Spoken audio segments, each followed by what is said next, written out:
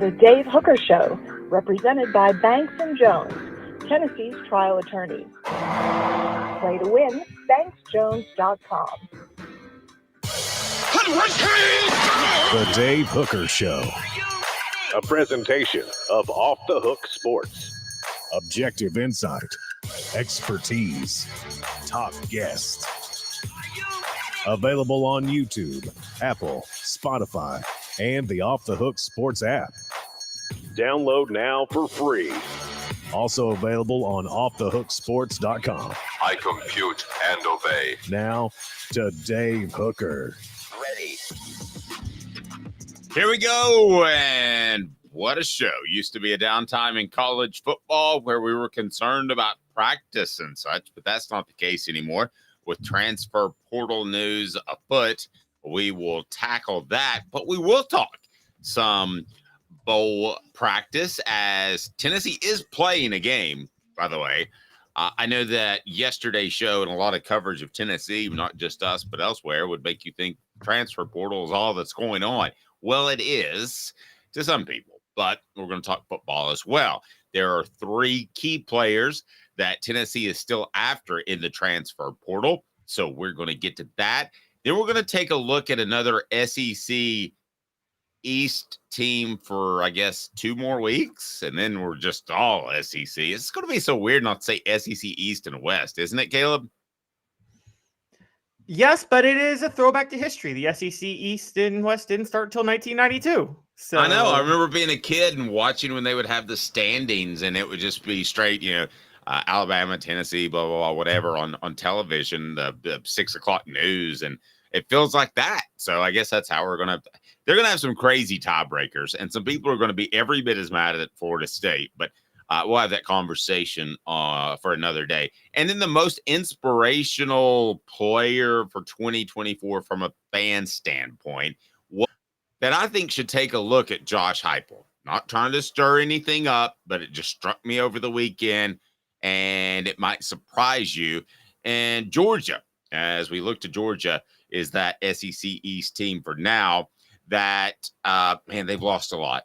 Caleb, they've lost an awful lot, but we're going to go through those and see just exactly how hurtful they may have been for the Bulldogs. But Georgia is an interesting team to look at, and the amount of players that they have lost. Are they still going to be good next year? No doubt about it. But are they going to be just a reload team like they were not this year, but last year? I don't necessarily know. Also, the college football calendar. I mean, does something have to change? Because right now, coaches are absolutely harried in trying to keep up with all that's going on. So, Caleb, how are you? Not just coaches. I'm good. Not just coaches. We are too, as reporters. We can only cover so much, and we try. That's very true, but I think we're doing a pretty good job. And a Tuesday means it's John Adams of the Knoxville News Sentinel. He joins us now with more headroom than Max. Can we bring your computer down a little bit, John? Remember Max Headroom, anybody from the early days of MTV? Hello, John. How are you, sir? Glad to hear you're such a student of history, Dave. That's a great reference.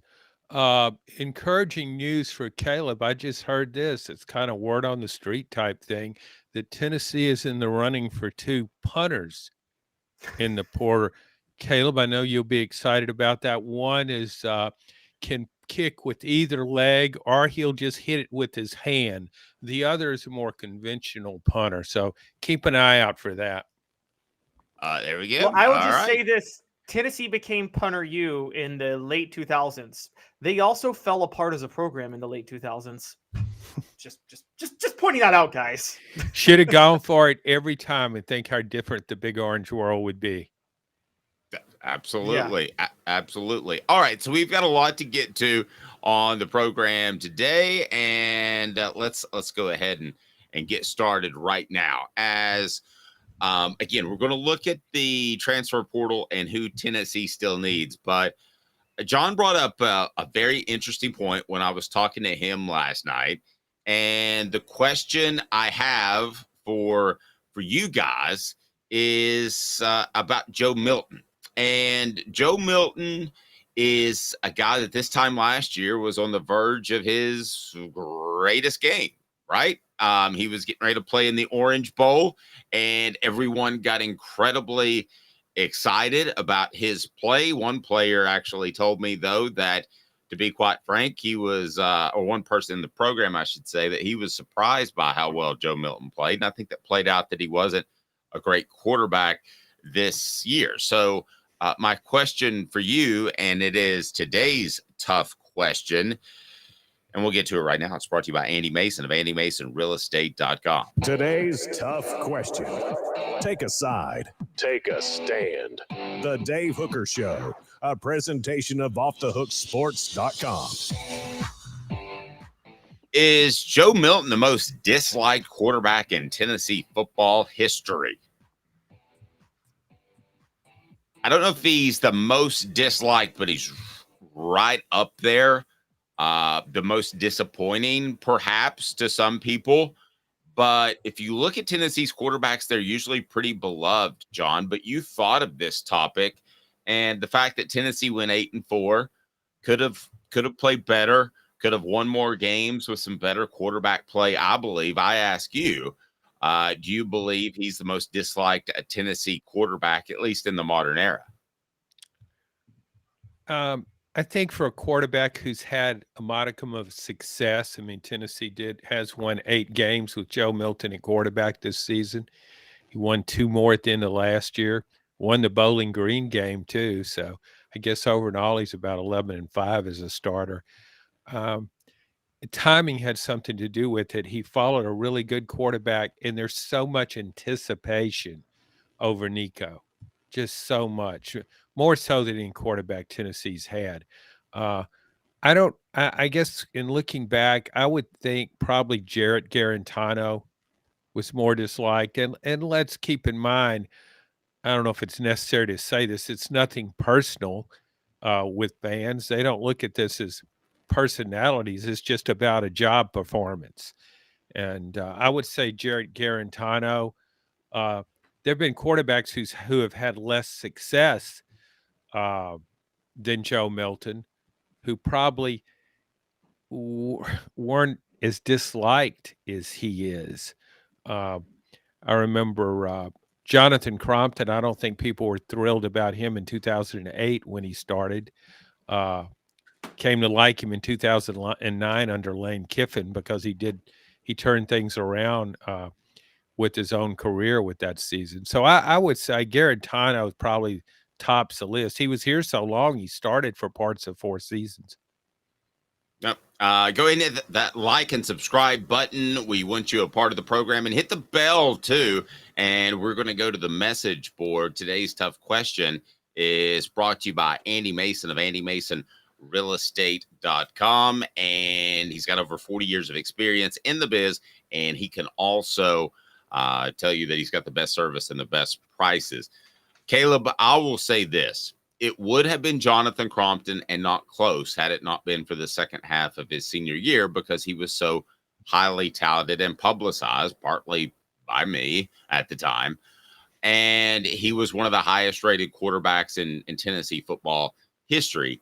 He had that last half of the season, and I think a lot of fans were empathetic about the fact that the coaching staff was just in flux while he was there. And I think that people forgive him for that because of the transition from Fulmer to Kiffin. So I don't think it's Crompton for sure. But as far as a guy that caught a lot of flack during his play, that's about the closest I can come up with. More so than Garantano? I don't know. Let me ask you, Caleb. What do you think?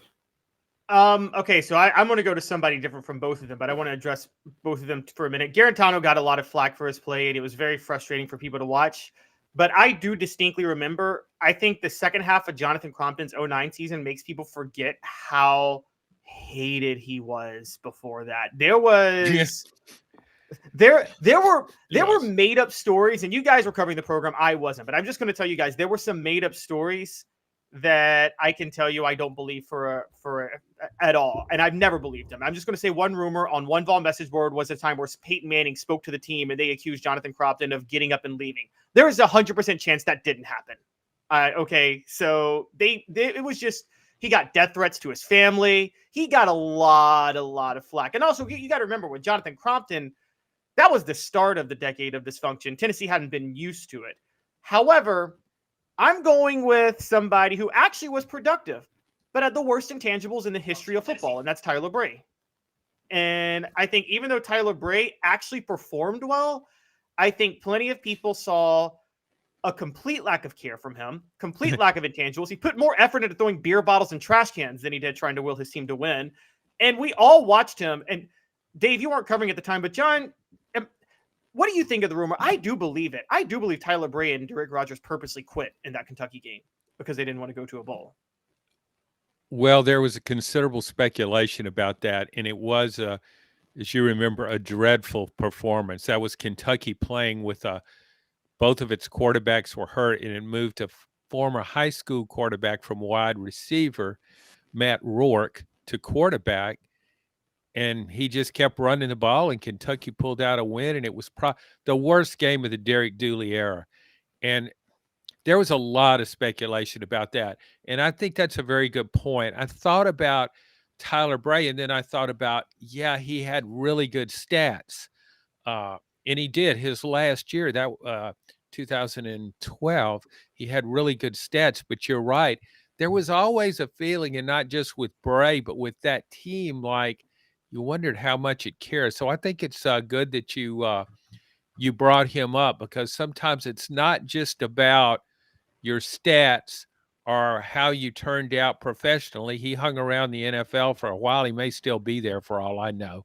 But that's a really good point. And I think there might be some other guys like that. I noticed one of our Twitter people mentioned Eric Ainge after the SEC championship game for throwing that interception. Was a terrible interception. I know it was. It was like it was perfectly timed, like it had been orchestrated. They practiced it.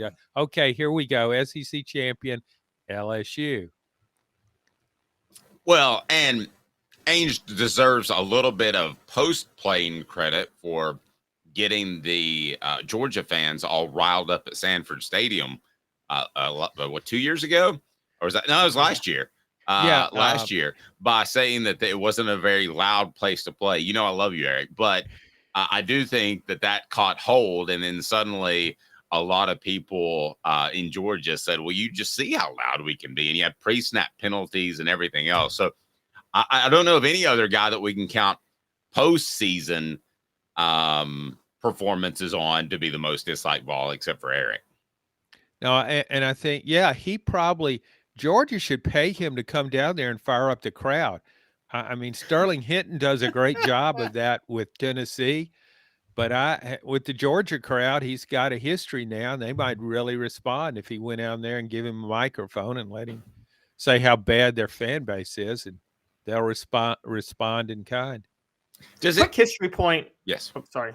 And you guys tell me if I'm way off with this. I see Joe Milton as a guy who people aren't good. They're going to remember fondly as a person, but not as a great quarterback. But he'll still be remembered fondly because you just brought up Sterling Hinton. I think Sterling Hinton is that way, funny enough, and wasn't the greatest quarterback. Lost his starting job, but he's remembered fondly. And another one that I bring up is Jimmy Streeter. I think Tennessee fans loved Jimmy Streeter, but unlike Tennessee was that good when he played those 3 years. They were actually awful, but people respected him.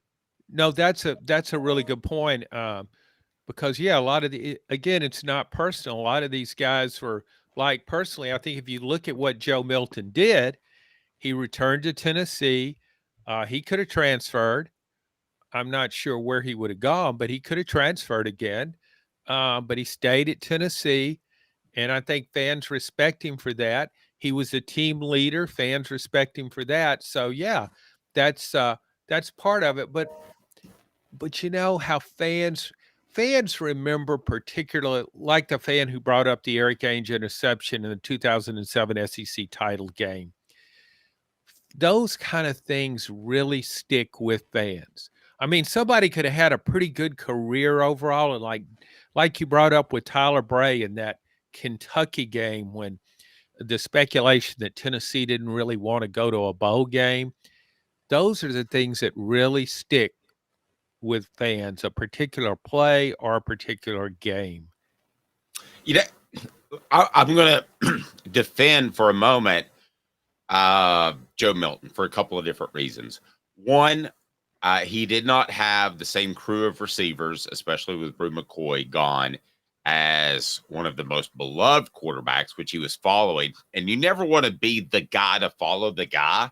You want to be the guy that follows the guy that follows the guy. In other words, I used to always say, I used to always say that about John Ward. I mean, I thought at the time that Bob Kessling had an incredibly tough job to be compared to John Ward. So I think that following Hendon Hooker, there was no way he was going to match that amount of success. I thought that early on, but I think a lot of fans expected the offense just to keep on trucking and everything would be fine. So I'm going to defend Joe Milton for a second. I don't think he had the offensive line stability early in the season with Cooper Mays. That cost him the Florida game.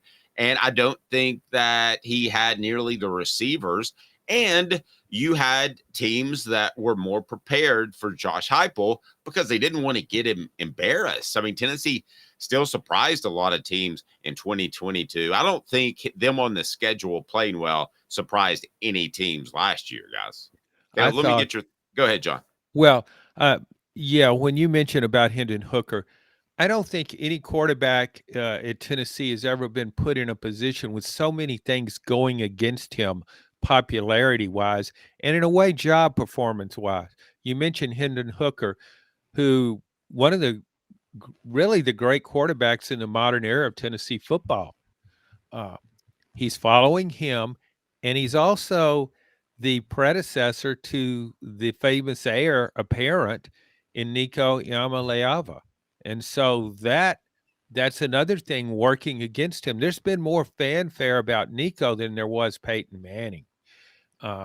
Then a third thing is belief in Josh Heupel's system. And I'm guilty of this. I just felt like after watching Heupel's offense for 2 years, particularly his first season, when I didn't think the talent level was as high, and he averaged almost 40 points a game in that first season, I really believed, well, it doesn't matter. He'll find a way to score 40 points a game. He just will with his system and his creativity. And I was wrong about that. But that was another thing going against Milton because fans believed, well, anybody's going to put up great numbers in this system. And Joe Milton hasn't put up great numbers. All right. I know he had a little bit of lagging issue, but we're back and good to go. So, yeah, I think that Joe Milton faced the perfect storm coming into the season that you might have some people that were had expectations a little bit too high. So here we go. Now some people are having to, okay, I think we're all good now on our audio issue, but I apologize for We also have to point this out.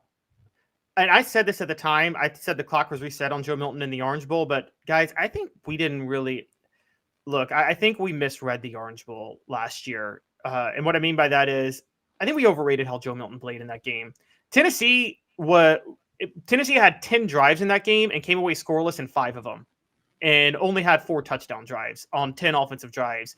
Joe Milton, his stats are very pedestrian outside of a 50-yard pass to Squirrel White and a 46-yard pass to Ramel Keaton. I didn't think he played as great as everybody thought in that Orange Bowl game. He didn't look like Hendon Hooker, it did not look like the offense that we had seen all year. There was a dramatic drop-off even in that Orange Bowl game. And I think because Joe Milton outperformed his own expectations for that game, it all of a sudden created Hendon Hooker-like expectations for him this year. Yeah, I thought that. I overestimated his performance in that game. And part of it was that I didn't have high expectations for him going into that game. You know how it is when you think somebody probably won't do that well, it'd be pretty average. So he throws 3 touchdown passes, doesn't make any turnovers. It was kind of a pressure situation and so much was put on him. So I looked at all those things and thought, wow, he's much better than I expected. And that had a lot to do with why I thought Tennessee could go 10-2 this year. Today's tough question brought to you by Andy Mason, AndyMasonRealEstate.com. Real estate experts with over 4 decades of combined experience in East Tennessee. Best prices, best service in the Knoxville area. AndyMasonRealEstate.com. So vote on our poll question. Here's what we've got so far. Most disliked Vol quarterback. I put 3 choices up there: Joe Milton, Jared Garantano, and Tyler Bray. So far, Garantano is lapping the field. He has 79% of the vote. Joe Milton and Tyler Bray battling it out for 11%.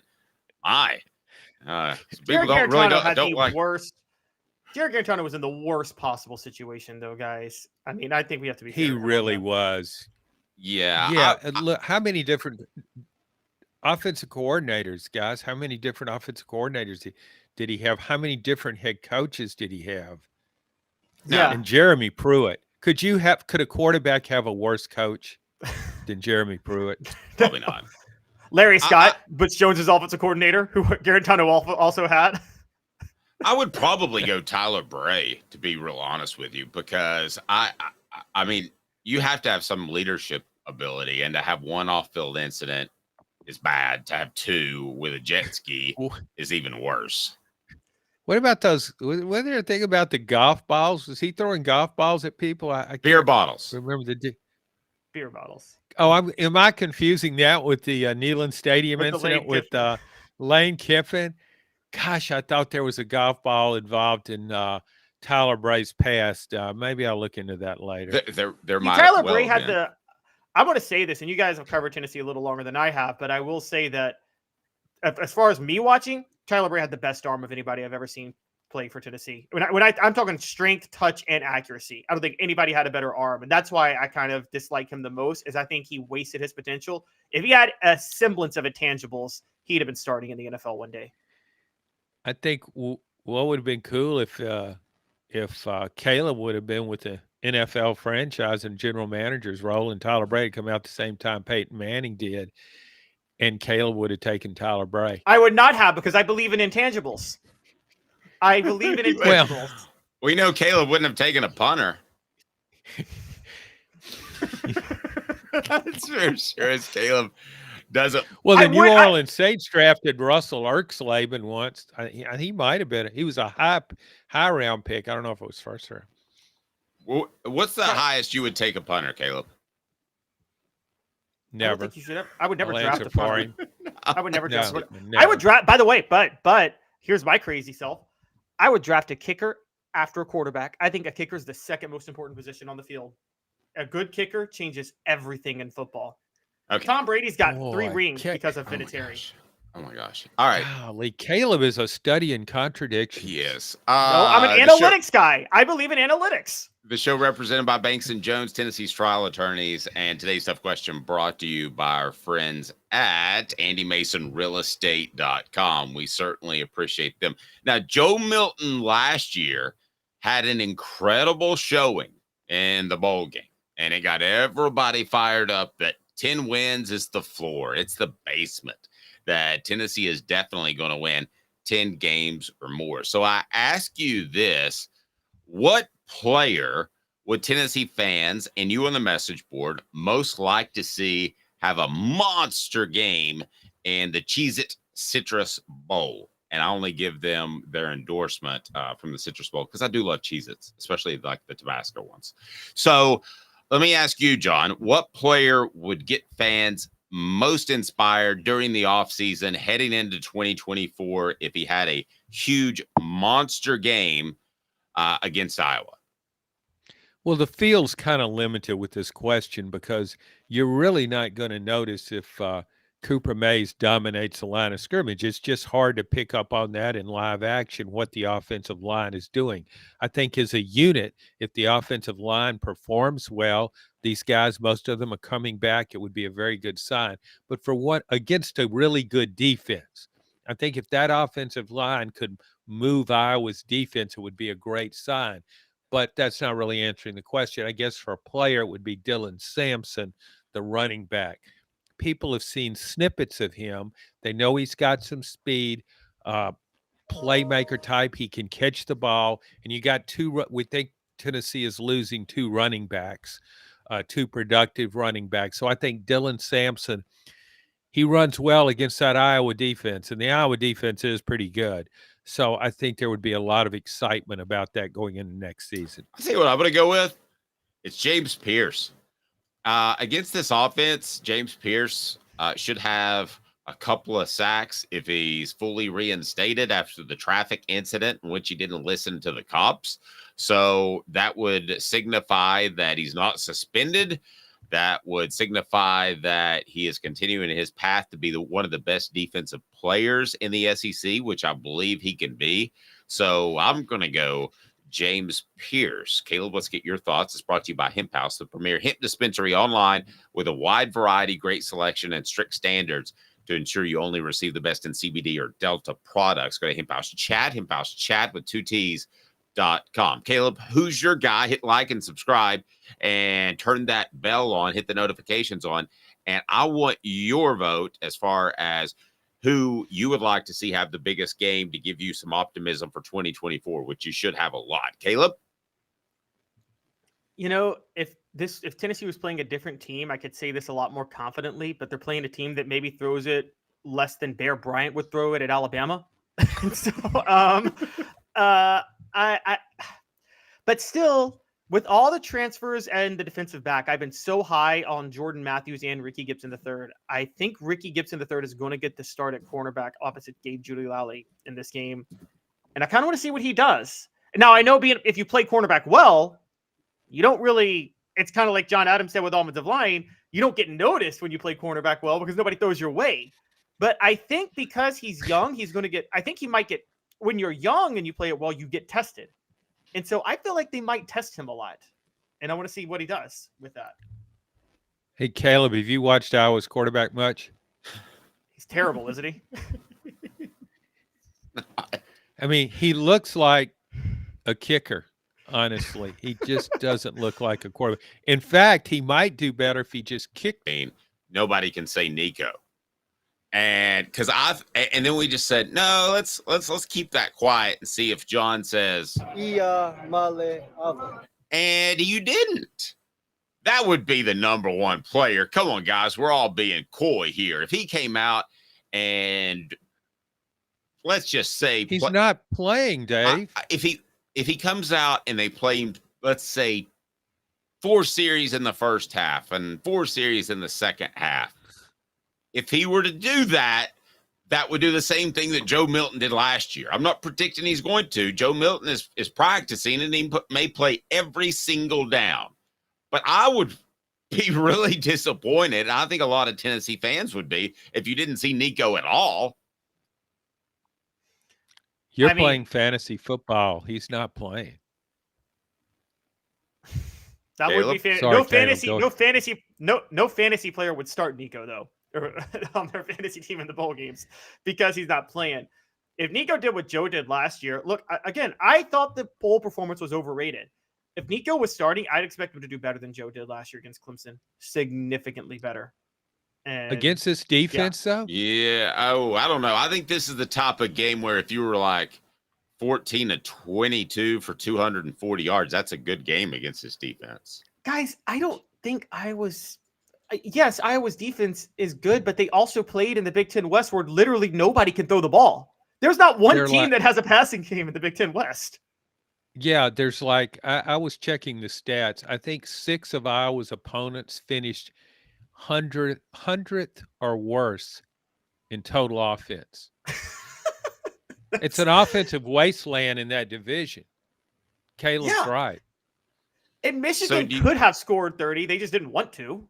And so do you guys think that Iowa's defense is a little overrated given how they played? It's overrated, but it's still good. Did you what was the bowl game last year? Was it Iowa and Kentucky? Do you remember that game? Didn't Kentucky beat Iowa though? I'm looking it up now. I thought Kentucky beat Iowa, but I'm looking it up last year. Where would you rank? John, you watched Iowa beat Kentucky. John, you watched more college score? Did Kentucky score, Caleb? No, but they also had Will Levis, didn't they? Oh my gosh! No, don't get him started on Will Levis. Don't get him Oh, started on he Will opted out of Levis the and Vols? God, punters. they had his backup. You may not be a fan of Will Levis, but if you watch his backup, you would become a fan of Will Levis. He's not. Big Caleb fan. will never become a fan of punting or Will Levis. That's just a fact. Does Caleb Will ever Levis. change his opinions on anything? Yeah, he'll Yes. admit when he's wrong, Okay, which is about good. every other day. Okay. Oh, high burn. I don't miss mean, on quarterbacks in the NFL, guys. I was the lone Titans fan who was against the Jake Locker pick and against the Marcus Mariota pick, and I'm against the Will Levis pick. I've never missed on my Titans quarterbacks. All right. Okay. so- Well, we'll see. I remember you having that Mariota jersey running around like a Hated little. Mariota the day he was Yeah. drafted. I despised the pick. I loved him as a ridiculous. college quarterback. I did too. He was a lot of fun to watch. Any other players that would provide some inspiration heading into the 2024 season? What about the secondary as a whole? I mean, this is not a good Iowa offense.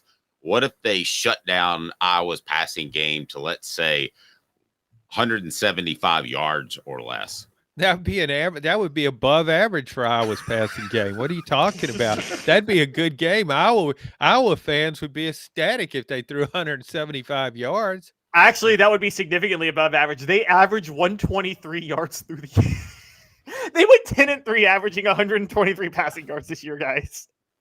This is such a bizarre matchup when you think about it. Iowa's it's dead last in FBS and total offense. The next worst offense in the country is Kent State, and it's averaging 30 yards more per game than Iowa's. Iowa isn't just last. I mean, it's way last in total offense. Yeah, it's Quarterback bizarre, looks like a kicker. And that's why I think the quarterback, an SEC team, could throw all over them because they win the game. Their defense is all based on the trenches and stopping the run because everybody up there runs the ball. But guys, go look at what Penn State did to them. Because when you play some Big Ten East teams, you got to play teams that can actually throw the ball. And Penn State torched them. I mean, absolutely obliterated them. And I don't think what about Penn State's receivers? I mean, I don't think Penn State's passing game it's not that good. No, It's not that good at all. So basically what our conclusion is, Joe Milton's going to have another big bowl game. Tennessee will roll to victory, and Vols will end up in the top 20. I can see the narrative now. Man, if Joe just had one more year. If Tennessee just played in the Big Ten West. Yes. Yeah, that's the real story. Portions of the program brought to you by Herald Group Security Solutions, leadership experience, specialization, addressing problems through unique mission-specific mitigation techniques, making your children safer at school. They provide highly trained individuals for security, oftentimes with military backgrounds, and Herald Group Security Solutions can make your workplace and your school or your children go safer. So contact your administrator and say, go to heraldgrp.com, Herald GRP, or just Google Herald Group Security Solutions, because we've seen the tragedies happen in our country just recently, and it doesn't need to any longer. Herald Group Security Solutions. So some Tennessee fans, and understandably so, aren't as excited about the transfer portal as they were last year when they got Randy Drops, also known as Dante Thornton. That was one of the big exciting players from last year.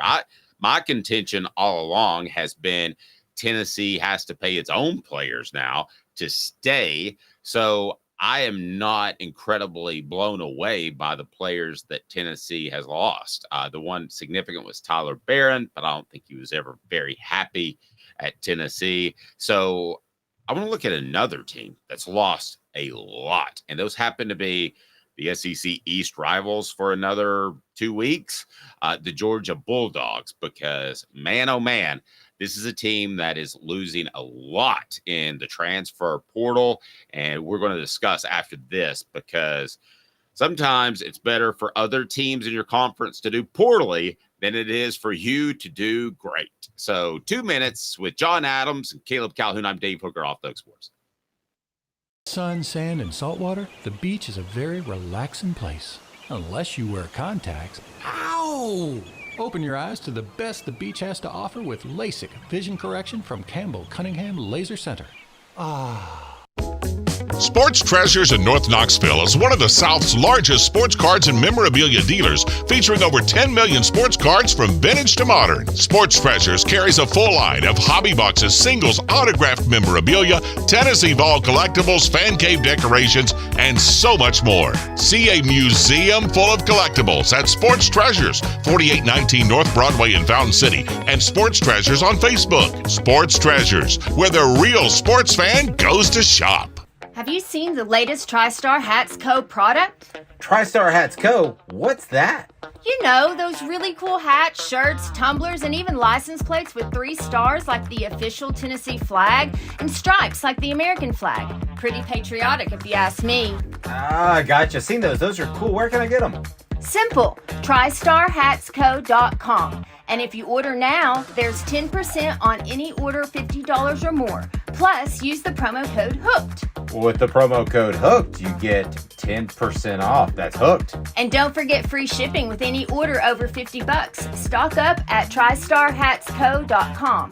That's TriStarHatsCo.com. There are plenty of wannabes out there, so make sure you go to TriStarHatsCo.com for the best quality and customer service. Will do, and I'll be sure to use the promo code HOOKED. That's hooked when I do, to save an additional 10% off. TriStarHatsCo.com.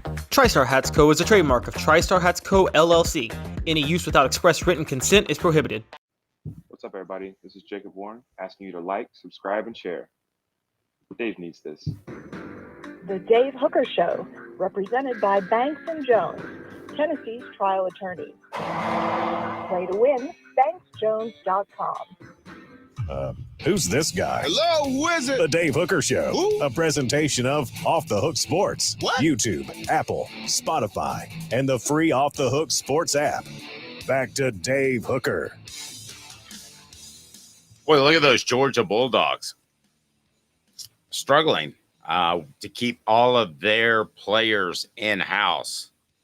And I think there's a difference between being Alabama and having a track record of producing NFL players. Georgia has one, but not nearly as long. So do they have the same leverage to say, hey, stay here, and you're definitely going to be in the NFL? Probably not as much of a history as Alabama. So let's dive into that. The show represented by Banks and Jones. Tennessee Cider Company, the original hard cider of the Smoky Mountains. Use the promo code HAT to receive some free swag with your cider order, available most anywhere in the United States of America. Now, for those of you that are busy, have lives, just keep up with the Vols. Let's get you updated with the players that are heading out of Athens to play their college football elsewhere.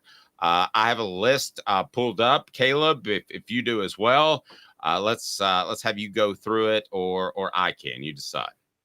You want to just go through the elite ones? Because there's a lot of people on this list. There's 16 outgoing transfers, right? Correct. Just do the ones that matter, Caleb. A lot of those guys weren't even playing. Yeah. And by the way, Smoke Bowie is leaving. Smoke, the worst name for a cornerback of all time. Smoke Bowie is leaving. Yes. I mean, you beat him. Most Georgia fans. Go ahead, John. Georgia fans are suicidal over that. What? Oh no, not Smoke. Not most. I notably, mean, if you're a receiver, and you beat him once, smoked. That's all you got to say. You just got to say his first name. Do you know anybody named Toast? That's actually his middle name. Smoke Toast. Smoke Toast. All right, Caleb. What are the big boys there at the Georgia Bulldogs are gone? All right. So the most notable one recently is Jamin Dumas-Johnson, who was hurt towards the end of the year, but was probably their most productive linebacker until he got hurt. And he's out in the portal. I hear Tennessee's looking at him. I don't think Tennessee's going to get him. That's a pipe dream. But A.J. Harris, cornerback, Marvin Jones Jr., their edge, who just transferred to Florida State. I don't know why you're transferring to an ACC school. Haven't you just seen that the ACC is going to be completely shut out of everything in the near future? But because they offer more money, probably. But yeah, do you remember John? We used to say that, and it sounded so awful because it was a violation. Now you just say they probably offered more money. Yeah, I know. It's it was that was the case in the past too, but you just couldn't really say it. Who was the second guy you mentioned, Caleb?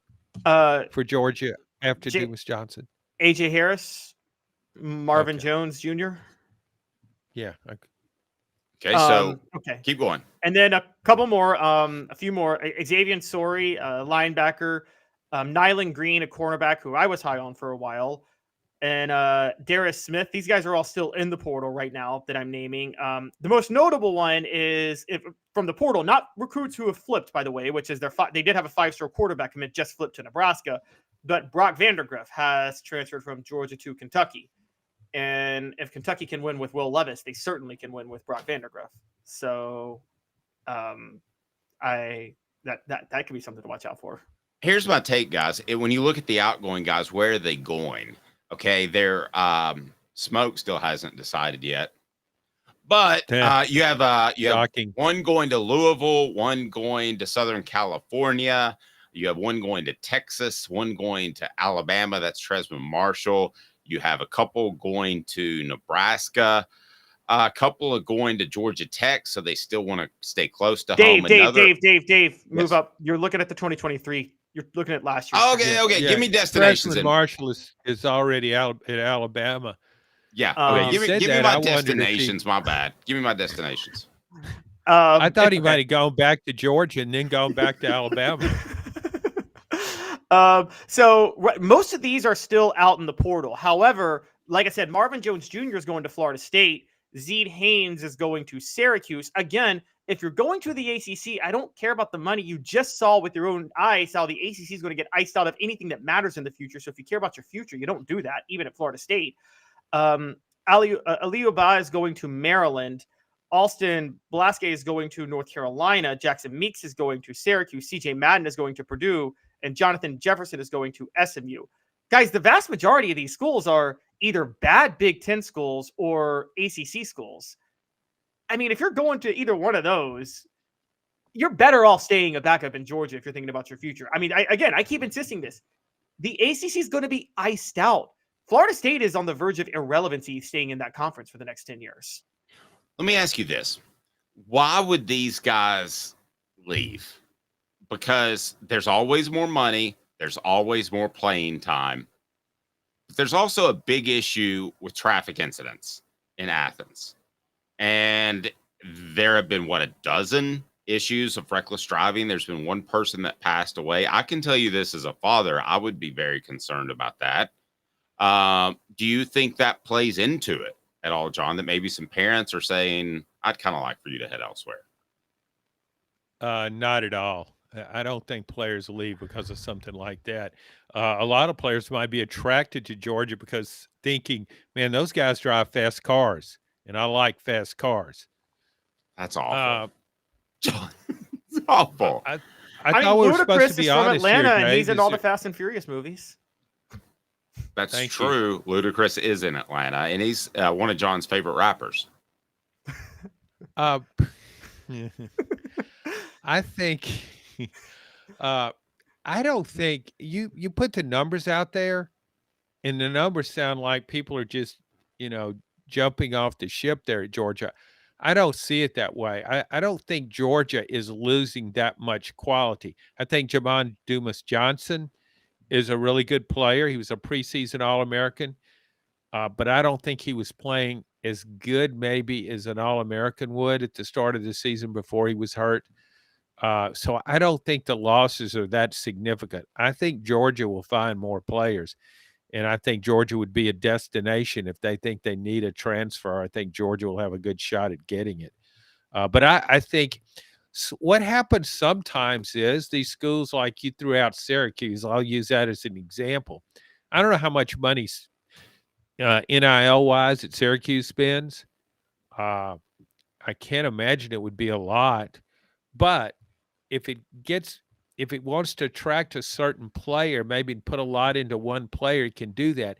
It might be willing to offer more to a second or third team SEC player than Georgia was. I mean, if you got so much money, technically there's no salary cap, but you don't have an unlimited supply. If you said, okay, we're going to lose, how much do we want to spend on this player to keep him? And Kirby just goes, maybe $10, something like that. I sense that Alabama has the reputation that you stay there and you're going to develop into an NFL player. So if it's a matter of $50,000 or $100,000, if Alabama wants you, you should still stay there. I sense that Tennessee is in the position of rebuilding a program in which they've got to keep their players or have a massive transfer portal move like they did last year. I think what Georgia's trying to do is be somewhere in the middle. Run the guys that can't play, bring in the new guys, but still maintain the guys they like because they have enough of a history of providing the NFL with players. I mean, I think that the Eagles have what 4 starters from Georgia. Guys, I think Kirby Smart is trying to play both sides. If it works, I don't know, John, but I think that's what he's trying to do. Yeah, I think you have to be really strategic about this, and you can't be sentimental either. You might like a player and appreciate his contributions as meager as they could be, but you got to think big picture here. And we see that Georgia's recruiting, it's going to have one of the top, it's number one in recruiting right now because according to 24/7 Sports Composite, but it's always right there in the top 5 under Kirby. So there are new players coming in. I think he'll get some from the transfer portal. He added a couple of wide receivers last year who didn't really play great this year. But so overall, I mean, I wouldn't be that concerned if I were a Georgia fan. I wouldn't want to lose Dumas Johnson to the portal. But could he have gone in? I'm forgetting. Could he go to the NFL this year? Is this his third? No, I think it is his third. Like I was thinking he was like a redshirt sophomore, but I could be wrong on that. I'm not sure actually. Okay. But I'm just thinking. Sorry. Georgia just keeps bringing in these linebackers. And I think it's very similar to Alabama. And you mentioned the history Alabama has going for it, Dave. I think that's more significant to us than it is to players because for a high school senior, he probably looks at his history as something that happened 3 years earlier. So I think for high school players, Georgia's been a dominant force for quite a while and is a good ticket to the NFL. All right. Yeah. Now, go ahead, Caleb. And this is I just want to say this is the other side of NIL that people didn't want to admit in the transfer portal. They thought that NIL and transfer portal was all about player welfare. And one of the warnings, and this is a feather in the cap for people who are who are anti-NIL and anti-open transfer portal, they didn't realize that most of the players are going to be victimized by this because most of the players who may have a chance to develop in a program are going to be nudged into the portal if they don't show anything within a year. And that's happening more often than players using it to their advantage. That's why somebody like Dabo Swinney is falling behind because whatever you think of Dabo Swinney and his anti-NIL stance, he's consistent. He's very much against not honoring scholarships when he has a player there. And that's actually done him in as much as anything. But you kind of have to respect don't you somewhat have to respect the principle of him doing that? That he says, I offered the guy, I'm going to honor the scholarship. Yeah, I also, on the flip side, think that these contracts, these NIL contracts to prospects should be paid. Let's take Nico's, for instance, which I've been told is 4 years at $2 million. I think that should be backloaded. I think that it should be, let's say, $500,000 the first year, $150,000 the second year, $2 million the third year, and $4 million or whatever would add up to be 8 total. But you try to get him to stay for that fourth year. And I don't know if Georgia is doing that, but I think a lot of these guys are getting NIL deals were not designed as a recruiting inducement. They really thought that one through. Yeah, really. Yeah. I mean, not a recruiting inducement? John, are you sure? I think it's interesting that Georgia's had pretty good success with keeping guys, I think, in a way. I look at the quarterbacks. Carson Beck could have left sooner. Brock Vandegrift could have left sooner than he did. You still got Gunnar Stockton in there, who I think was at least a 4-star, maybe a 5-star recruit. I mean, they seem to stick around there. I don't know if Georgia's paying its guys to stay or people just love Athens, Georgia. So I still like Georgia's chances to be very successful overall. I'm about to make everyone mad.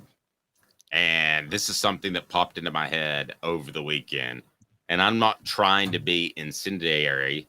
Yes. But I am. Of course you are. How do I say that? But I am asking the question because when it popped up, I thought about it because the question revolved around in the NFL, would you rather have a great quarterback, a great owner, a great GM? And I think that with the exception of a couple of owners, it's a great quarterback. So the San Diego Chargers have that. They in Justin Herbert. They're looking for a new coach. I have no reason to believe that Josh Heupel is anywhere on this list, but I do want to ask the question because this is the kind of job that I believe eventually, when he has enough success, that he might very well jump for at some point. So the question may sound a little out of left field. That's why it's called What the H? What the? What was he thinking? Release the hounds. The Dave Hooker Show. Keep cool. A presentation of offthehooksports.com. Should Josh Heupel be on the Chargers' radar as they look for a new head coach? And do you think that Josh Heupel will have any interest? I was told, now this is a year old, but I was told by an NFL scout that he would be welcomed into the NFL because, as Caleb has pointed out, he's changed his offense. He's been malleable. He's transformed when he's needed to. And I think at one point, an NFL team is going to make a serious run at him if he has the type of success with Nico, as we believe he will. So I ask you that question, John. Should he be on the Chargers' long list at the very least? And it's brought to you by Rick Terry Jewelry Design. We want to be your jeweler looking for affordable game day jewelry. How about the Fire Opals, a Tennessee tradition? RickTerryJewelry.com. John, what do you think? Yes, I certainly do.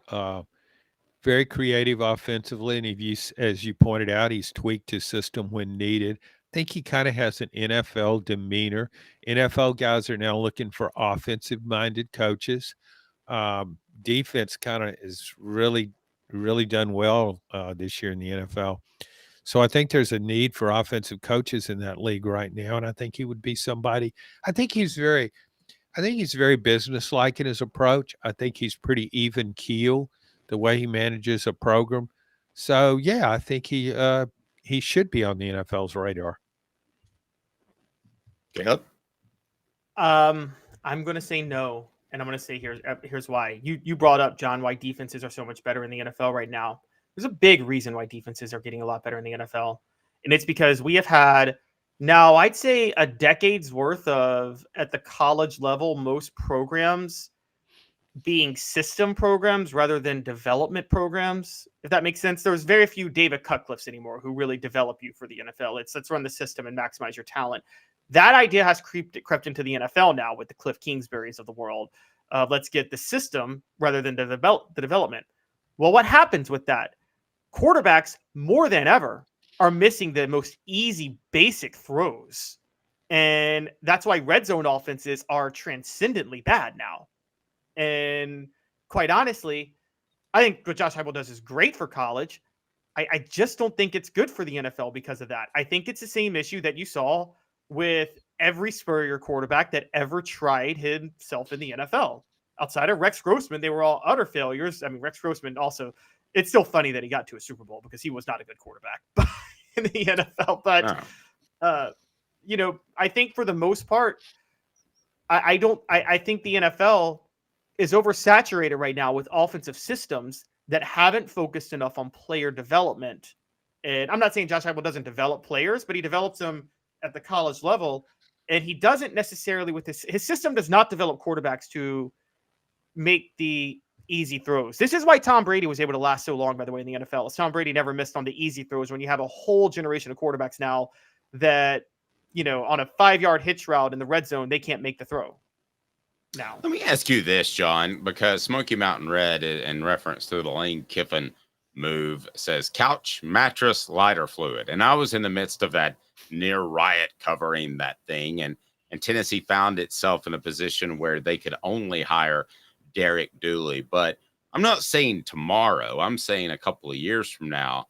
Do you think Tennessee, pardon me, will have any trouble hiring a head coach or even comparable to when they got stuck with Dooley, got stuck with Pruitt? I think the program's built to another level now. And I know everybody loves Josh Heupel right now, and you should, but he's not going to be Tennessee's coach for the next 100 years. At some point, he's going to either retire or leave. So I don't think Tennessee would have trouble hiring an elite coach right now if Josh Heupel ever decided to leave. I'm not so sure about that. You look at Tennessee's history of hiring coaches. How many really good ones has it hired? Not John, most of those times. Yeah, but how many goofballs did they have in charge of the hiring? Yeah, that's. Well, yeah, and Danny White does have a good history of hiring coaches, but has he hired a coach at this level? Yeah, they're paying Josh Heupel $9 million. You're going to go after $9 million. $9 million coach. I don't know how. I think coaches look at the SEC right now, coaches outside the league, and wonder what is it going to be like when you go to a 16-team league, when you're you add Texas and Oklahoma. I wonder how they view Tennessee, its staying power in an enhanced SEC. I don't know.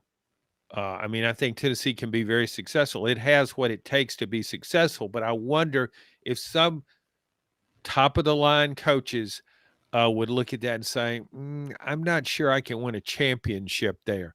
Brian Kelly left Notre Dame to go to LSU because he thought he could win a national championship there. Would Brian Kelly at Notre Dame come to Tennessee thinking, oh, yeah, that's a place I could win a national championship? I don't know how that would be perceived. I think I have a pretty good Brian Kelly type of scenario. Okay, so Brian Kelly was at Notre Dame, and at Notre Dame, you don't get to make a lot of the decisions in discipline. You don't get to make a lot of the decisions in admittance. So, Caleb, who would be the beloved coach that is at a job that Tennessee could provide more? I'm going to throw Dan Lanning out because somebody did on the message board. But that's who I thought of, Dave. Yeah, but could you call – I'm going to ask you, Caleb, and then John, could you call a Dan Lanning, somebody that's having success at a Power 5 program, and have him interested in potentially hire him, Caleb? I think you could. I think that Phil Knight has made it his life's goal to see Oregon win a national title before he passes away. And Phil Knight, to his credit, is not Jimmy Haslam. From everything I understand, he stays away from the program. He just writes the checks. And if the coach doesn't perform, he'll say fire him. But he does let I think he does let the athletic director do the hire and everything like that. He just opens up the checkbook for whatever they need. And so I think that might be a little bit more difficult because if you're Oregon, you have the leeway to do what you want to do as a coach. And you got a booster who is what you guys used to say about Big Jim Haslam, best booster possible. Phil Knight opens up the check. He builds every facility possible. He does everything he can to promote Oregon, but he doesn't insert himself into the day-to-day football operations. And I think that's the type of booster you want. Whereas, so I don't know if Tennessee could actually get somebody from a sweet gig unless it's a smaller school and the allure of coaching at Tennessee is just too much compared to where they're at. You know, Brian Kelly, guys, LSU, not only is the talent amazing in Louisiana, I don't think LSU has ever gave a lick about academics when it comes to preparing for their football program. They've been notorious about that. They had the eye of the tiger off center one time in midfield. Just a joke about LSU. But I think that and the talent base is not in Tennessee what it is in LSU. Now the NIL is there, but I don't think it'd be as easy to lure Dan Lanning away from Oregon in an age of NIL if you're Tennessee. But John, I will push. I think it would. I think there's more NIL money at play in Knoxville than there is in Eugene. The athletic budget, I think, is about $30 million more. I think you're referring to Phil Knight, of course, at Oregon. I think Phil likes it as a little play toy to market his products. I don't know that he's as great of an impact of a booster as we think he is.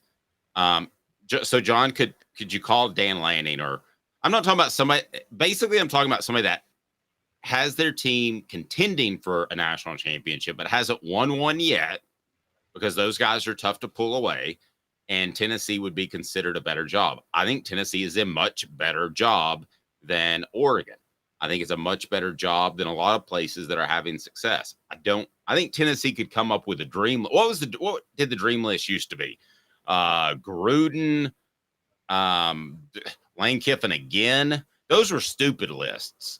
But I think a real list of potential candidates would include big name coaches on it. I think it is totally transformed from pre-Danny White to post-Danny White. I have no reason to think Josh Heupel's leaving. I'm just saying, if they had to go down that path again, I think it would be a whole different narrative. Yeah, first I need to respond to Caleb's assault on LSU's academic standards since I graduated from there. They didn't care about academics in journalism school either. I did very well. I had a great high grade point average. They just didn't care. I never targeted the students. I was talking about the athletes. I didn't know that they were. No, I was a columnist there for 5 years, and usually I can still remember a summer bus tour where I don't know, there were about 12, 13 athletes on it. They went up to the East Coast, I believe, and got 13 hours credit in botany, history, whatever. So, yeah, it's a good place to pile up some grades and credits. I guess I look at Oregon. I look at Dan Lanning in Oregon and think, I don't think he looks at Tennessee the way you do, Dave. He was at Georgia. I don't think he looks at Tennessee and says, I can win a national championship there. I mean, Tennessee won one 25 years ago. And I agree, it's a much better situation than it was. It's got really competent leadership. From President Randy Boyd, Chancellor Donde Plowman, Athletic Director Danny White. But still, when you look at that track record, would you take a job at Tennessee over Texas, Alabama, Georgia, LSU? I don't know. Here's a litmus test. Wait, John. You just named a bunch of states with in-state talent galore. Oregon is not that. Well, you get to use in-state talent. Okay, but Oregon is not that. I mean, you gave me three. You gave me three very tough ones. Oh, okay. That's good. Here's a factor to me. If I were coaching Oregon, John goes, oh, okay, that's good. The most dismissive compliment ever. Sorry, Dave. I didn't know you were going to be Sally sensitive on me. Oregon, here's the thing. If I'm a coach at Oregon, I really don't want to be flying east every other Saturday. I just, all those plane rides, I don't like being in the Big Ten. For that reason, if I had a chance to come to Tennessee, that would be a big factor in my decision. I would definitely weigh that. John's favorite player of all time, any athlete, I believe, is Roberto Clemente. Is that correct, John? Yes. I bet they have memorabilia there at Sports Treasures of Roberto Clemente, carrying over 5 million sports treasures and so much more. Follow on Facebook for the best sports memorabilia. They send out daily updates. Just go to Facebook and follow them at sportstreasurestn.com. I would appreciate that. Support our sponsors. That's why we're here. Hit like and subscribe, and be sure and turn the notifications on. Sports Treasure is a great place to go for Christmas. You can absolutely stock up. So, John, we have determined that I think Tennessee's a better job than Oregon, but you're not so sure, right? No, I'm talking about, I mean, I would rather be at Tennessee than Oregon. I'm just not sure Dan Lanning would. Okay. And also, he's not going to have to fly as much. He's not going to have to fly as much as you think, John. It's what? He won't have to fly out east as much as you think, because Oregon is going to now play USC, UCLA, and Washington for conference games every year now. So he's just staying out west for those games. Yeah, well, that's a factor. I wouldn't want to. I don't like flying that much, so I probably maybe it would be a bigger factor with me. No, I mean, I think Tennessee is a really good job. I'm just not sure. Here's the way. If Urban Meyer decided he was getting back into coaching, I mean, he only goes places where he knows he can win a national championship. And this strictly hypothetical. I don't think Urban Meyer's coming back into coaching. I would hire him immediately if he were. That's he's not for everybody though. But would Urban Meyer take the Tennessee job? No, I'll say that outright. No. I would too. I think it would depend on how hungry he was to coach and what was available. I'm just going to say this. I was told he wanted the Texas job if things went south there. Well, yeah, Texas, sure. I don't think he would take the Oregon job either. Interesting. Guys, in the modern era of college football, Tennessee has one national championship. Okay? And like that, you can say 51. That's not the modern era. Modern era to me is post-integration. Tennessee's got one national title. Clemson's a better job than Tennessee. They have 3 in the modern era. Tennessee's barely had more success than Texas A&M in the modern era. So it's that's real encouraging to our audience, I bet. Dale, thank you. I deal with facts. Okay, Tennessee's you guys love to bring, not you guys, but Tennessee fans love to bring up the 2 national titles, all the wins, and General Nealon. 90% of Tennessee's success outside of a 4-year run from 95 to 98, Tennessee has largely been a program in mediocrity since 1970. I mean, largely. They have 3 SEC titles under majors, 2 by default because Florida was on probation, and then 1 that they had to share with Alabama and Auburn. So really, they only have 2 outright SEC titles since 1970, 97 and 98. That's it. Okay, we're really overrating this program. I don't think so. I don't think we're overrating it given its facilities. I think it's been mismanaged. I would say that.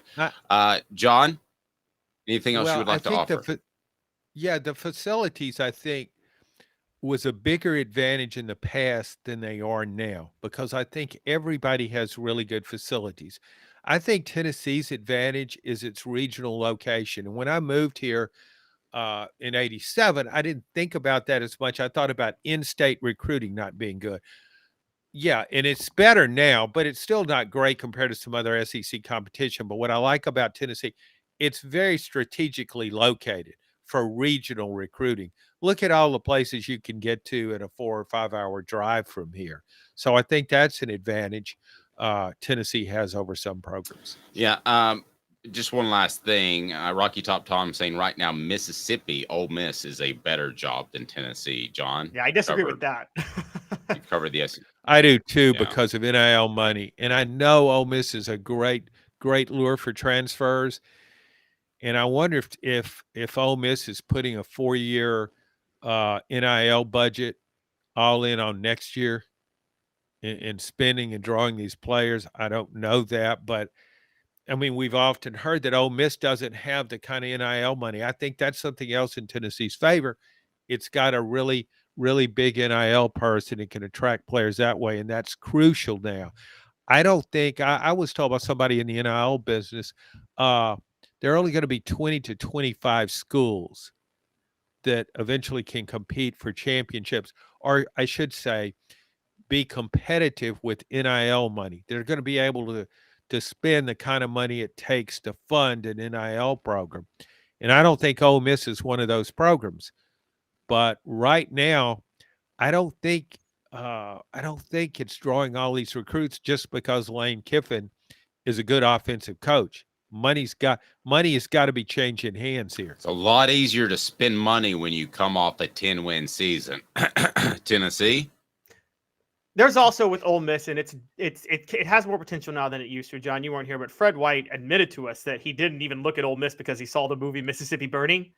And I've said for a while that Ole Miss's open hostility to integration for a long time and their open embrace of the Confederacy probably hurt them with a lot of athletes they were trying to recruit for a long time. Yeah, but Fred doesn't want to hear this, but he's an old timer now. So ouch! Oh, shot across the younger generation that isn't worried about the name Rebels. Well, also they don't have the name anymore, so it's they're the Land Sharks. Remember that from Saturday Night Live, John? I think Ted would have. I mean, I think Fred would have been a good land shark. I think he would have liked that. I could see him making the land shark signal after a tackle. Definitely. John, we certainly appreciate it. Have a very Merry Christmas. I'll probably talk to you before then, but if I don't, have a very Merry Christmas to you and your family. Same to you guys. Take care. Despite what you Have a might good one, think, Tony. John is not the Grinch that stole Christmas. He loves Christmas and gives the best Christmas presents, I've been told. I mean, I've never gotten one from him, but I am going to hook him up with a book. You can check out Celebrate 98, the untold stories behind the Tennessee Vols 1998 National Championship. Guys, we'll get it to you before Christmas, but you got to order pretty much today. That's about it. Maybe tomorrow. Available in soft and hard copies. We have some signed by Fred White, and I'll be glad to personalize them for you. In just 2 minutes, we're going to go a little 4 downs. Some high-profile transfer targets that Tennessee could still land. We'll have that next. Caleb Calhoun, Dave Hooker, Off the Hook Sports. Got cataracts? We can fix that. Never miss another moment. With a little help from Doctors Campbell, Cunningham, Taylor, and Haun at cctis.com. Hi, I'm Rick Terry, and we at Rick Terry Jewelry Designs pride ourselves in the highest quality craftsmanship from a family-owned business here in Knoxville for over 35 years. At Rick Terry Jewelry Designs, we also take pride in being an affordable option for all your game day accessories, especially those fire opals. At Rick Terry Jewelry Designs, we want to be your jeweler every day and especially on game day. Go Vols! Hi, Mike Davis here with City Heating and Air, reminding you to always dare to compare. Our team provides quality local heating and air service, installation, and maintenance across East Tennessee. We use only the best equipment like American Standard heating and air conditioning for your residential, new construction, or commercial needs. Honesty, dependability, and customer satisfaction have been the cornerstones of our business since 1961. City Heat and Air. Dare to compare.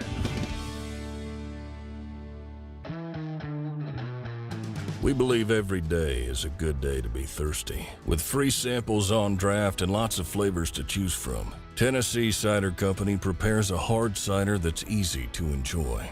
Some say it's the signature cider of the South. Others say it's the cure to your craving. They all say you'll savor every sip.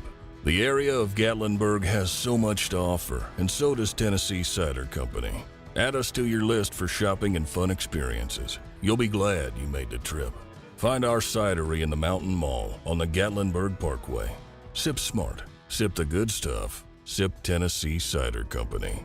Thirsty yet? Doors open at 10 a.m.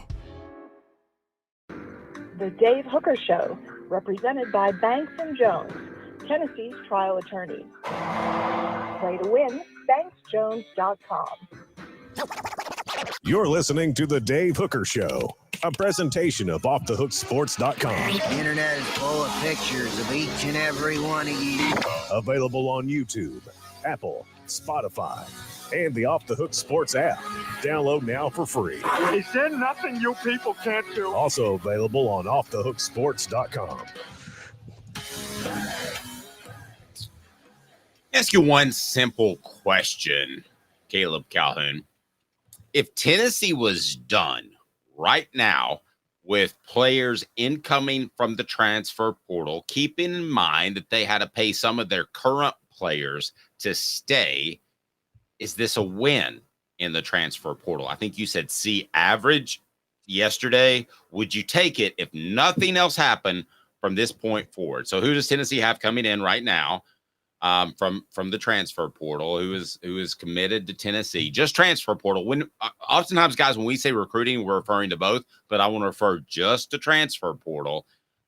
So who do they have coming in from the transfer portal right now? Update everybody, and would you be happy with that? Go. I mean, it's pretty simple. It's a hold stays you're in muted. Jacoby Thomas. You're muted. Am I muted? Yes, you Hold are on. definitely muted. No question about it. Let's bring him back there. How about now, Caleb? Can you got it? Yeah, can you hear me now? Is everything good? I cannot hear Caleb. We have lost Caleb. All right, hold on. Come on, Caleb. You can do this. I believe in you. All right. So as far as Tennessee and the transfer portal, we do know this. We know that Tennessee had to pay a lot of players, and we still can't hear you, Caleb. to stay in-house, and that was certainly something that had to be done. You don't want to lose Cooper Mays. I think there are going to be other players we're going to see that are going to get upped as far as what they were earning, but you certainly didn't want to lose him. Still can't hear You got me Caleb. now? Working on Wait a that, minute. Caleb. Are you So sure let it's me not on ask your you guys end? on the message board. Dave, Would it's you be you. It's happy you. I'm not muted. if save trolling Caleb? He's not muted. So you guys can hear Caleb and I can't hear Caleb. Why in the world can we not hear Caleb? That is interesting. They can hear me. You can't hear Everybody can hear Caleb. And Dylan says Dave's kicking Caleb off the show. Just go with it. All right, Caleb, I'll look at your lips and I'll do the best I can to determine whether or not I can decipher what you're saying. So would you be happy with what Tennessee had in the transfer portal right now? No. I'm shaking my head. No. Okay. And the reason, this is great. The reason I would not be happy, just to bring this up, is because I have said is I don't think Tennessee has the right tight end. I'm not a believer in Holden Stays. I've said consistently, I don't believe in Holden Stays at all because he came from a bigger school for no reason. When a guy transfers from a larger school to a smaller school, it's a big red flag. So I think for Tennessee to address their needs in the transfer portal, they need to actually go after another tight end. I don't know how much of that you heard, but did you hear any of it? But okay, so we are still having some technical difficulties right now, but I will say that Holden Stays. I think Tennessee needs another tight end. They need a couple of linemen on both sides of the ball, and they need a couple more defensive backs. So that's where I'm at right now. All right, well, let's go a little 4 downs. I think we got everything worked out. 4 downs brought to you by our friends at Dynasty Spas, as we're going to hop in the tub with our friend Cooper Mays, who says, Cooper Mays here. Hit like and subscribe. Okay, we'll do that. Is 4 downs brought to you by Dynasty Spas. 4 Downs brought to you by Dynasty Spas, the most comfortable spas made in the United States of America, right here in East Tennessee. Drop in for the all-new showroom in Athens. Dynasty Spas, perfect for all 4 seasons. 4 Downs, presented by Off the Hook Sports. All right, Coop. So set us up for the downs as Cooper Mays will do that. What down is it, Coop, as we jump in the hot tub at Dynasty Spas? Coop here. First down. All right, Gerard McCoy, predicted by a couple of people out of Oregon State to head to Tennessee. What are your thoughts on Gerard McCoy as possible transfer targets that the Vols could still land? It's Jamad McCoy is what it is, but he is yesterday, Colin Kennedy of Sooners Illustrated and Chris Hummer of 247 Sports National both predicted Jamad McCoy to Tennessee. He was a 3-star coming out, but he was a freshman and he saw a lot of action on the field as a freshman. So he's a really, really, really valuable player Tennessee could have to add depth at cornerback, which they really need. Now, I did say worry about players transferring from Power 5 schools, but Oregon State's not really a Power 5 school anymore because Oregon State, guys, as you guys know, Oregon State is basically a Group of 5 school starting next year. That's why he's transferring out of Oregon State. So players transferring out of Oregon State is not a red flag the way players transferring out of other Power 5 schools is, because they are going to be Group of 5 and they lost their head coach. He played a lot as a freshman. I think this is going to be a good pickup for Tennessee, and I think he will land with Tennessee, and I think that'll be a big boost for Tennessee in the portal. All right, second down. Cooper Mays here. Second down. All right, we got 3 prospects we want to take a look at. The next is a guy that I know something about since we are alums, Walter Nolan. I have been told that is just clearly a money grab out of Texas A&M, and he was doing pretty good at Texas A&M. I question really if Tennessee would have the funds available, given the fact that they had to take care of some players to come back. I question whether or not they could afford him. I don't know what he's asking for, but a defensive tackle with experience and some success in the SEC, although at this point, I still don't think we know if he's an elite player. I think Walter Nolan might be asking for a bit too much. And when I say afford, I don't mean that they couldn't get the money together. I just think they might think it's better served elsewhere. I just don't feel like Tennessee's any stronger of a player because he's got East Tennessee ties than any other team that's willing to write a big check. What about you, Caleb? Yeah, and I think it's a chemistry factor too. And at this point, I was high on Nolan for a long time, but I just don't think Walter Nolan as a defensive tackle is going to be able to make the type of impact that would be worth the chemistry. Because I don't think it would land well with a lot of players if you opened a checkbook for him when a guy's doing this in the portal at this point. So I think Walter Nolan, as rare of a talent as he is, Tennessee has solid talent on the defensive line as they are. And if they could upgrade other weaknesses, it's not that crucial for them to be that elite at defensive tackle because they're good there. And with Tim Banks, all of his stunts and blitz packages, I think they'll be okay without Walter Nolan. So I wouldn't risk chemistry to open up the checkbook for him at this point. Well, I absolutely think Dylan nailed it. I'm going to pull that up. Walter ain't coming. He's already projected as a top 10 draft pick off hype alone. He's looking for a 1-year payday. That's exactly what I've heard as well, Dylan. From some people in NIL circles. All right. We are on. What down are we on? We are on third down. Caleb, here we go. Coop. Tennessee center Cooper Mays here. Third down. And I remind you that 4 Downs is brought to you by Dynasty Pools and Spas. Their showroom in Athens has the best hot tubs and spas in the market. Dynasty Pools and Spas. Go to dynastyspas.com or stop by their incredible showroom in Athens. Dynasty Pools and Spas. Go to dynastyspas.com. Thoughts on Jalen Farmer on the offensive line and the fact that Cooper Mays is now coming back and Tennessee has a pretty good offensive line intact, I would think would work somewhat against them. And I get scared about offensive linemen because I think it takes time to work in sync with one another. I think we saw some of that with Keurig last year. So I get scared about going after offensive linemen in the transfer portal. As a matter of fact, I think that's the position of all the positions on the field that seem the most unstable as far as picking up a guy that's going to step in, start, be ready to go. I know John Campbell Jr. was able to do that, but he still had some pass pro issues early on. So I don't think you want to build an offensive line on transfer portals. Tell me about Jalen Farmer. I typically would agree with you. You don't want to build an offensive line based on transfer portal players. But again, the difference comes, one, if it's just plugging one position and not building your whole unit, and also why they're transferring. And I think that Jalen Farmer, I think players transferring from Florida, it's not a red flag that they're transferring from Florida. I think Florida is such a disaster of a program right now under Billy Napier that I think players leaving Florida are leaving because they know that the writing's on the wall with Billy Napier and they want him gone, or they know he's going to be gone. So I think Jalen Farmer's just getting out ahead of the curve in that regard. So I don't think it's a red flag of him not necessarily playing at Florida. I think it has much more to do with Billy Napier being gone, just like John Campbell Jr. last year transferred because Herm Edwards was fired midseason. And so when there's coaching hot seats, I don't think it's as big of a deal when a player transfers from a big time program. And again, everybody knows Billy Napier is gone. So if you can plug one guy in that situation, I think you're okay. If you make me laugh, I've got to put it up there because this is a new term that I'm going to use. Dylan's just throwing heat today. He says another thing is making sure the linemen are in shape. Nico's going to have this offense moving at mock Jesus.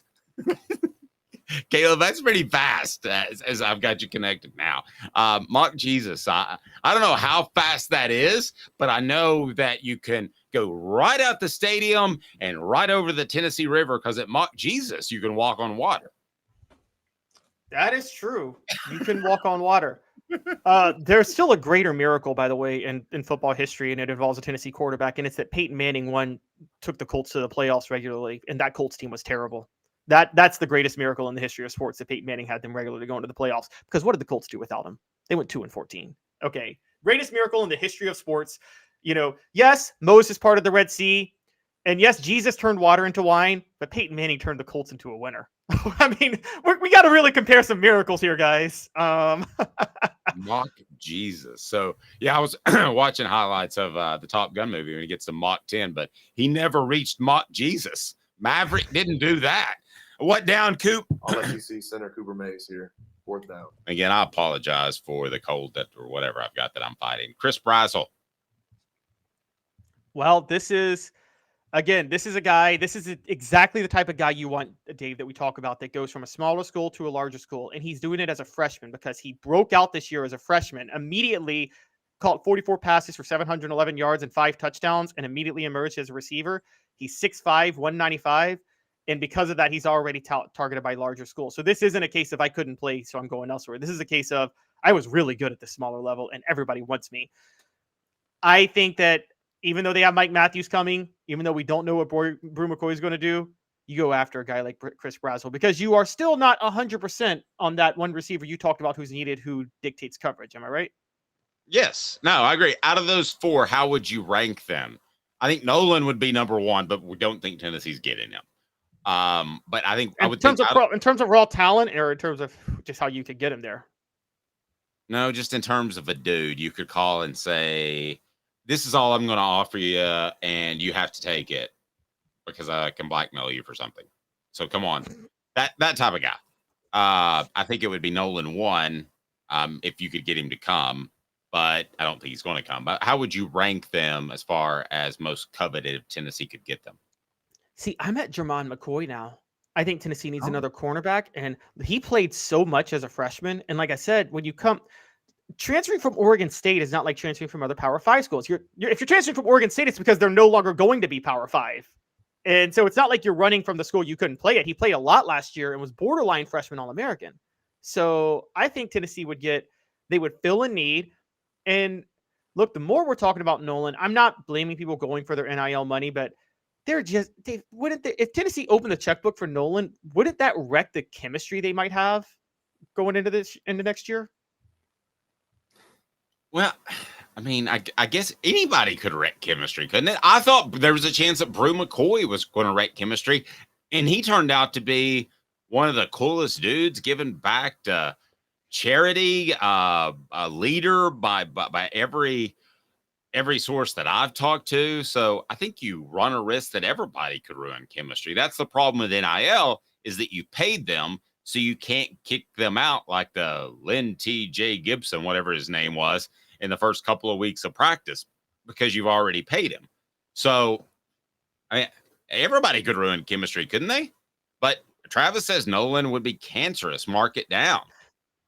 I think because you have enough reliable defensive linemen, and because of the potential of the offense, the most important thing on defense is not having. It's more important to have a solid defense with solid chemistry that has its needs met than it does to have like the game changer at a position. Honestly, that doesn't mean you wouldn't take it, but it's what happened at A&M a couple of years ago. They paid so much of their incoming guys, they didn't have enough NIL dollars to pay the guys that already proven themselves, and I think they just imploded. And I think there were 2 teams on an 85-man roster, the young guys getting paid and the older guys that weren't getting paid, and that imploded. I'll say this as a huge monster compliment for Josh Heupel. I think he's built a culture where it would be pretty tough for one guy to come in and destroy that culture or become a cancer, don't you? Yeah, I think you're probably right. It would, but it can always happen. I mean, he built that culture when Jeremy Banks did what he did. So, it just depends on who you go after. And if you go after Walter Nolan, I do think this. Josh Heupel, I think some of his philosophy, because he's not the best talent evaluator, has been just opening up checkbooks to get guys in the portal. So, yeah. And so I think problem. I think that Tennessee has a really good foundation. Now you're going to have players leave and chemistry changes year to year, but in 2 years, I think Tennessee has had an incredible team culture, which that term is way, way, way overused, but I think it's applicable because you didn't hear about any issues other than Jeremy Banks, and he was a pre-existing player. Campbell, Cunningham, Taylor, and Haun. Enjoy life better when you see better. Local vision service for LASIK, cataract surgery, and regular eye examination. Go to ccteyes.com, ccteyes.com. All right, Caleb. So Caleb and I have been on top of a lot of things. Why? Because there's a lot of things to be on top of. And right now, the college football calendar is just insane. Does it need to be fixed? Our 5 favorite minutes coming up, where you have an opportunity to win a t-shirt today. You'll direct us. But first, the college football calendar, does it need to be fixed? Caleb, I have a feeling I know where you're going with this. I say absolutely no. I think people care maybe more about the transfer portal than the Citrus Bowl at this point, and I'm totally fine with that. The Citrus Bowl is a meaningless bowl. Every bowl is a meaningless bowl unless it's a semifinal, and they should be treated as such. And that's why I advocated for Nico to play. Listen, the bowl games are about to take a huge monstrous backseat, and I think that it's just going to be an exhibition game to get better for next year if you don't make a 12-team playoff. So, no, I'm cool with it. You're crazy. The college football calendar absolutely has to be fixed. What happens? So with For the us NFL, or for coaches? For us or for coaches? for both, I don't think it's. Look, I was trying to stay up on things over the weekend, guys, while also like getting set for the start of bowl season and just trying to, me personally gambling on bowls, trying to figure out my research on the teams I wanted to gamble on. Caleb does not have a problem. And guys, I was having a mental breakdown almost trying to figure out everything. And this is a big problem. Think about what we're talking about. Let's do the NFL. Dave, what does the NFL do? They have the postseason. Then they have the schedule reveal. Then they have the draft. Then they have free agency. They have 2 rounds of free agency, one before and one after the draft. This is all spaced out. College football has decided, hey, it'd be great if we put all of this in like a 2-week period, okay? And so the regular season ends at Thanksgiving weekend. I've always been good with that. Don't change that. I love it starting Labor Day and ending Thanksgiving. It's like perfect symmetry, isn't it? With that. And I'll tell you, Caleb, I love you, but you're dead wrong. From a national standpoint, college football fell off the map for the first couple of weeks in December. Now it's a very relevant month, and it's going to continue to be that with the playoff and the NIL. Well, not first couple of weeks. It stayed relevant the first week because conference championship week was always the first week of December. It was the next 2 weeks usually. I know, but the first week, the next couple of weeks. Yes, because college football has this idea of wasting a whole Saturday for the stupid Army-Navy game. I'm sorry, I sound unpatriotic and I'm ranting, but I love college football, and you sacrifice a whole week for one game. Okay, anyways, what I will say is my problem. I love that, by the way, but go ahead. College football has 180'd itself. You're right. It became totally irrelevant. But you have the transfer portal now. And you moved up the early signing period. You started the early signing period. This is the one that drives me crazy. Dave, we're covering the transfer portal stuff and all this craziness. And literally at the same time, the early signing period is tomorrow. National Signing Day starts tomorrow. That's the de facto National Signing Day. Remember when that took up a whole 2 weeks on its own covering it? This is driving me crazy. So you have the portal. You have coaching carousel. You have postseason. By the way, college football playoff is going to start in mid-December next year, which is another. So portal, playoff, coaching carousel, recruiting at its peak, all within a 2-week period. Spread it out. When you should move this early signing period up? Move the early signing period to, what do you think of moving the early signing period to mid-July, Dave? Move it to mid-July, and then you. Oh, no. You're accidentally stealing my idea from 15 years ago. You wouldn't have known about it, but I said that Tennessee or that college football should have the early signing period in mid-July, early August, and I would say more like maybe even late August, because you can come see practice if you're a prospect, and really all you're trying to get out of the early signing period are the just dyed in the wool fans of your school that are there absolutely going to be at your school. They grew up and their dad went there, so they don't have to be bugged throughout their senior season. That's what I would suggest from the get, is having the early signing period in the beginning. Now you may only have 6 or 8 or 10 as opposed to 20 in the early signing period, which Tennessee should have tomorrow, but I would just lock up the ones that know that they don't want to be pestered anymore. And by the way, I love the Army-Navy game, and it does deserve its own weekend. But that's my take. So, I would love it if the early signing period is moved to August. Yeah, I would actually move it to mid-July. I get your point with practice, but I think that's what spring practice is for. And so I would move it to mid-July, and that way That way, when July starts, late July, all the way through December, you don't have to cover recruiting. You're covering the season. Okay. You start with SEC Media Days, which you and I both agree is like the de facto start of the preseason, right? SEC Media Days. Yeah. I would actually move it back. Move all the media days to like the last week of July. Josh Pate brought this up recently. Move it all to the last, like right before practice starts. So like that way, the media days is the de facto start of preseason for everybody.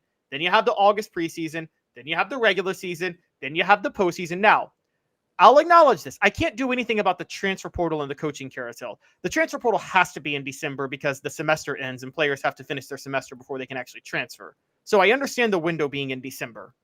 And the coaching carousel, what are you going to do? Say my only suggestion, and you guys tell me if I'm crazy on this, is say you can fire your coach before the season ends, but you can't hire a new coach until the regular season ends. So, I mean, or until the whole season ends, excuse me. After the national championship game is played, you can't hire a coach until after that.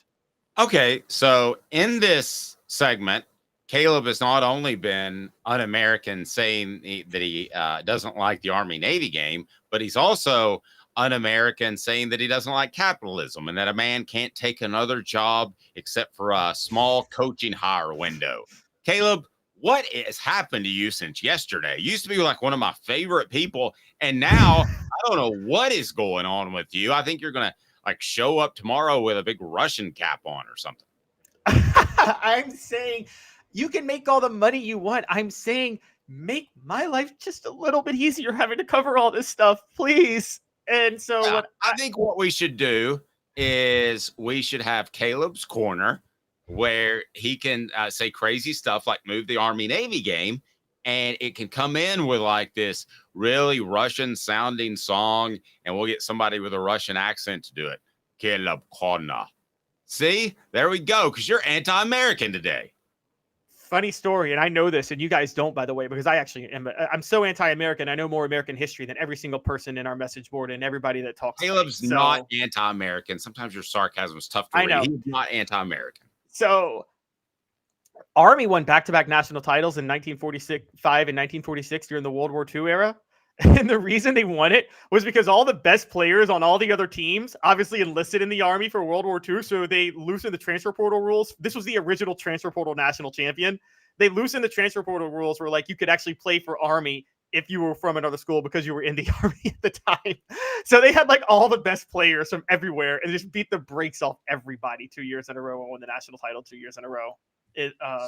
So I think with the calendar, getting back to the topic at hand, I think we've kind of agreed. You moved the early signing period. The early signing period, but the transfer portal stays the same. And move national signing day, like the final one, move it maybe back 2 weeks. I think lined up with the Super Bowl is just a little bit too much. Tell me if I'm crazy on that, Dave. Like it's like you got the Super Bowl and you go right to national signing day. I'm like, yeah, it's can not you give it a always, week? It's not always the same week of the Super Bowl, but when it is, it gets overshadowed. So maybe move it back a couple of weeks.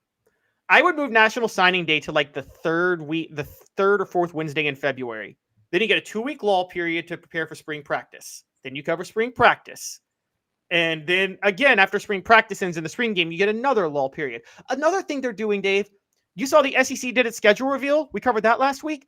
Why are they doing the schedule reveals right now? Wouldn't it be epic if they had a huge schedule reveal moment in like May when nothing's going on and we could talk about it? Yeah. I'm up for that. I think you copied the NFL. The NFL is relevant in every month. And I think that is exactly what college football is doing. And they're doing a pretty good job at it. That's what they need to do. That's not what they're doing right now.